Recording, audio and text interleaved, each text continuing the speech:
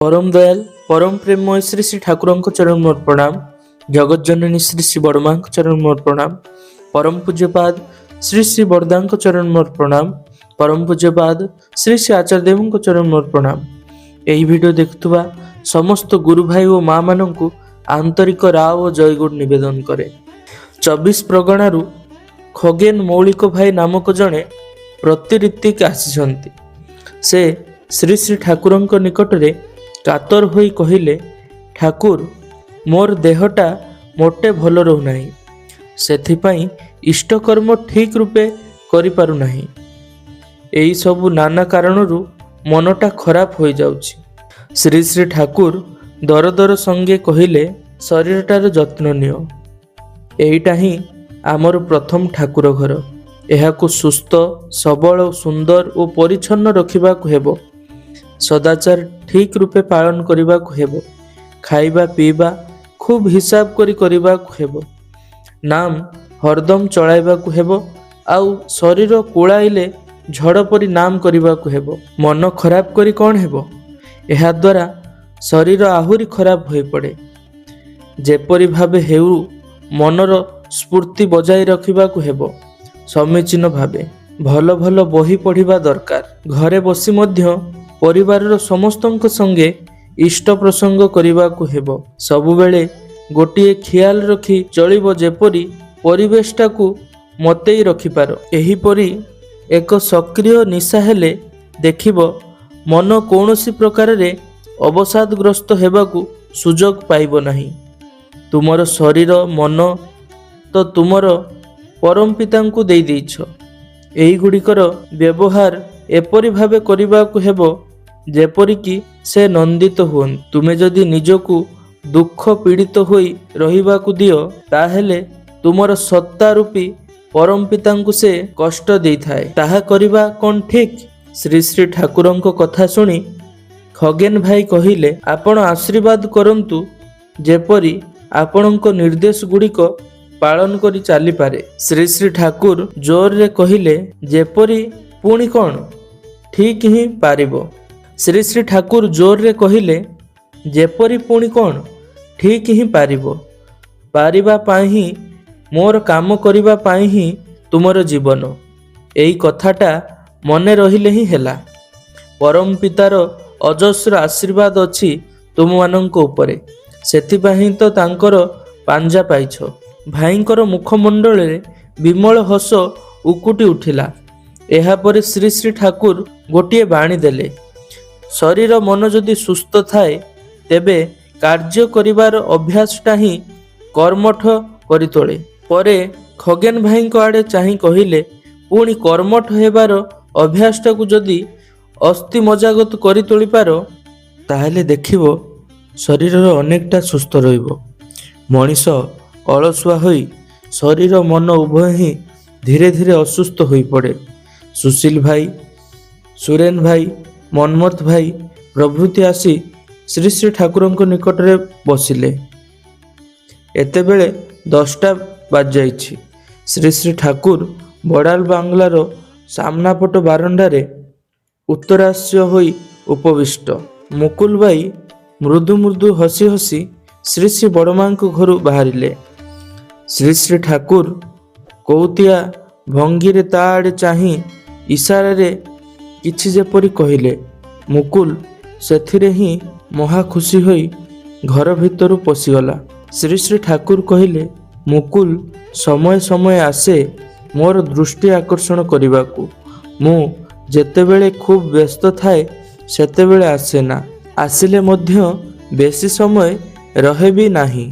मोर जे ता प्रति नजर अछि, ताकू देखिबाकू पाई मु जे खुशी होउछि, एई टिकक बुझी पारिले ही खुशी होई चली जाए। बड़ माने अनेक समय रे काम धंदा नहीं एते व्यस्त थांती जे छुआ पिलांकर मनर चाहिदा कौन से विषय रे भाबिबार ओ करणीय करिबार अवकाश पांती नाही। एहा द्वारा किंतु शिशु मानंकर मानसिक विकास ब्याहत हुए। सुशील भाई कहिले, आपणଙ୍କୁ जेते ही देखे सेते ही मने हुए एते दिग प्रति आपणଙ୍କର ख्याल रहे किपरि? ଶ୍ରୀ ଶ୍ରୀ ଠାକୁର କହିଲେ, ମୂଳ ବସ୍ତୁ ଉପରେ ଖିଆଲ ଯଦି ଯଥାଯଥ ଭାବେ ରହେ ତାହେଲେ ହିଁ ମଣିଷର ଖିଆଲ ସବୁଆଡ଼େ ଠିକ୍ ଥାଏ। ମୁଁ ଭାବିଚିନ୍ତି କିଛି କରେ ନାହିଁ। ସର୍ବକ୍ଷଣ ମୁଁ ପରମ ପିତାଙ୍କ ହାତରେ ଥାଏ। ସେ ମୋତେ ଦେଇ ଯାହା କରିବାର ପ୍ରୟୋଜନ ମନେ କରନ୍ତି କରାଇ ନିଅନ୍ତି। ଦେଖିବେ ଯେ ଯେତେ ସୁକେନ୍ଦ୍ରିକ ତାର ଚଳଣି ମଧ୍ୟ ସେତେ ନିଖୁଣ। କେବଳ ଚାହିଦା କରି ସୁକେନ୍ଦ୍ରିକ ହେଲେ ହେବ ନାହିଁ। ତଦ୍ୱାରା ଅନେକ ସମୟରେ କର୍ମ ପ୍ରବାହୀ ସ୍ନାୟୁ ଓ ବୋଧ ପ୍ରବାହୀ ସ୍ନାୟୁର ସଙ୍ଗତି ଆସେ ନା। ସେହି ବାସ୍ତବ ଚଳନରେ ପ୍ରତି ପଦକ୍ଷେପରେ ପ୍ରକୃତ ଭାବେ ସୁକେନ୍ଦ୍ରିକ ହେଲେ ତାର ଚାଲିଚଳନ ହିଁ ବଦଳିଯାଏ। ବାସ୍ତବ ଓ ବେହୋସ ଚଳନ ତା ପ୍ରତି ନଥାଏ କହିଲେ ଚଳିବ। ମନ୍ମଥ ଭାଇ କହିଲେ, କେତେ ଅପରାଧ କରୁ କିନ୍ତୁ ଦେଖୁ ଆପଣଙ୍କର କ୍ଷମାର ଅନ୍ତ ନାହିଁ। ସେଥିପାଇଁ ହିଁ ତିଷ୍ଠି ରହିଛୁ। ଶ୍ରୀ ଶ୍ରୀ ଠାକୁର କହିଲେ, ପରମପିତା ସର୍ବଦା ହିଁ ସୁଯୋଗ ଖୋଜନ୍ତି, ଯେପରିକି ଆମକୁ ରକ୍ଷା କରିପାରନ୍ତି। କିନ୍ତୁ ଆମେ ଯଦି ତାଙ୍କୁ ସେ ସୁଯୋଗ ନ ଦେଉ ତାହେଲେ ହିଁ ସେ ଅନାଚାର ହୋଇ ପଡ଼ନ୍ତି। ଭଲ ମନ୍ଦ ଯେ ଯେପରିକି ହେଉନା କାହିଁକି, ସେ ଯଦି ପ୍ରକୃତ ଇଷ୍ଟ ସ୍ୱାର୍ଥ ପ୍ରତିଷ୍ଠାପନ୍ନ ହୋଇ ଚାଲିବାକୁ ଚେଷ୍ଟା କରେ ତାହେଲେ ତାର ମଙ୍ଗଳ ଅବଧାରିତ। ସୁଶୀଲ ଭାଇ କହିଲେ, ମଣିଷ ତ ଅନେକ ସମୟରେ ପ୍ରବୃତ୍ତିମୁଖୀ ହୋଇ ଚାଲିବା ସତ୍ତ୍ୱେ ମନେ କରେ ଇଷ୍ଟ ସ୍ୱାର୍ଥ ପ୍ରତିଷ୍ଠା ପଥରେ ଚାଲିଛି ଏବଂ ସେହି ଭାବରେ ହିଁ ନିଜର ଭୁଲ ଚଳନକୁ ସମର୍ଥନ କରେ। ଶ୍ରୀ ଶ୍ରୀ ଠାକୁର କହିଲେ, ଯେ ଇଷ୍ଟାନୁରାଗୀ ସେ କଦାପି ନିଜର ଭୁଲକୁ ସମର୍ଥନ କରେ ନା। ଭୁଲ କରିବାଟା ଯେତେ ଦୋଷବହ ନୁହେଁ, ଭୁଲକୁ ସମର୍ଥନ କରିବାଟା ତାଠାରୁ ଅଧିକ ଦୋଷାବହ। ଭୁଲକୁ ଯେଉଁମାନେ ନିଜ ଆଡ଼ୁ ଭୁଲ ବୋଲି ବୁଝିପାରନ୍ତି ନାହିଁ ସେମାନଙ୍କ ଭୁଲ ସୁଧାରିବା କଠିନ। କିନ୍ତୁ କେହି ତାର ଭୁଲ ଧରାଇ ଦେଲେ ସେ ଯଦି ତାହା ବୁଝିପାରେ ଏବଂ ସଂଶୋଧନ ତତ୍ପର ହୋଇପାରେ ତାହେଲେ ଅନେକ ରକ୍ଷା। ଶ୍ରୀ ଶ୍ରୀ ଠାକୁର ଗୋଟିଏ ବାଣୀରେ କହୁଛନ୍ତି, ମହାପୁରୁଷ କହିଲେ କିନ୍ତୁ ଏହା ବୁଝନା ଯେ ସିଏ ତୁମର ମନର କଥା କହିଦେବେ। ତୁମର ବିଗତ ଜୀବନରେ କ'ଣ ହୋଇଥିଲା ବା ଭବିଷ୍ୟତରେ କ'ଣ ହେବ ତାହା କହିଦେବେ। ତୁମେ ଜାଣ ନା ଏଭଳି କୌଣସି ଅଲୌକିକ ବ୍ୟାପାର ତୁମ ସାମ୍ନାରେ ଧରି ତୁମକୁ ବିସ୍ମିତ କରିଦେବେ। ସେ ସବୁ ଧନ୍ଦା ସେମାନଙ୍କର ନାହିଁ। ସେମାନେ ପରୁଆ ବି କରନ୍ତିନି ତାହାର। ମହାପୁରୁଷ କହିଲେ ଯାହା ବୁଝାଯାଏ, ଅର୍ଥାତ୍ ମହାପୁରୁଷ ଶବ୍ଦର ଯାହା ଅର୍ଥ ସିଏ ତାହା ହିଁ ମହାପୂରଣକାରୀ ସିଏ। ତାଙ୍କର ବୋଧିଦୀପନାରେ ଅଛି ସର୍ବଜ୍ଞତ ବୀଜ। କୌଣସି ବିଷୟ ବା ବ୍ୟାପାରରେ ତା ଉକ୍ତ ହେଲେ ତାଙ୍କର ବୋଧିଚକ୍ଷୁରେ ତାହାର ସବୁ କିଛି ହିଁ ଭାସି ଉଠେ। ପ୍ରଦୀପ ଭଳି ତୁମର ଅନ୍ତରକୁ ଭିତ୍ତି କରି ସିଏ ସେଇ ଆଲୋକ ଧରି ଶୁଭ ପଥରେ ପଥିକ କରି ତୁଳନ୍ତି ତୁମକୁ, ତୁମେ ଯଦି ଚାଲ। ତେଣୁ ସେ ଅନ୍ତର୍ଯାମୀ। ତାଙ୍କର ଉତ୍ସର୍ଗୀକୃତ ଅନ୍ତର ସତ୍ତା ପୋଷଣୀ ପ୍ରୀତି ଉଚ୍ଚାରଣରେ ତୁମକୁ ଉନ୍ନତିର ଉତ୍ସୃଜନୀ ଅନୁପ୍ରେରଣାରେ ଅନୁପ୍ରେରିତ କରି ତୋଳିପାରେ।